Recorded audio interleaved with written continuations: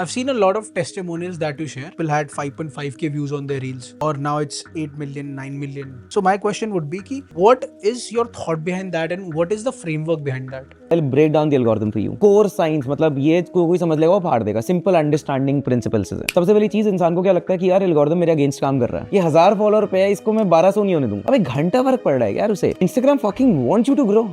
That's the incentive. So now simply let's break it down. There are 3 stakeholders: Instagram, creator, and the audience. Think of yourself as a CEO of Instagram. What would be your key objective? I would want the audience to stay on my platform. Of course, आप चाहोगे audience retain करे और network effect create हो, ठीक है, ताकि इंसान छोड़ देना चाहिए जिस वजह से इंसान व्हाट्सएप यूज करता है. अब अगर इंसान को रुकवाना है तो उसके लिए आपको अच्छा कंटेंट दिखाना पड़ेगा. जिसका अच्छा कंटेंट होगा उसको वो और दिखाएगा. तुम साले रील ही बेकार बनाओगे तो कोई इंसान क्यों देखेगा? इट इज लाइक कि भाई मैं सड़क पे जा रहा हूँ, सरोजनी नगर मार्केट की वो स्टैंड अप कॉमेडी है ना, किस कौन से भाई की मेरे को याद नहीं आ रहा.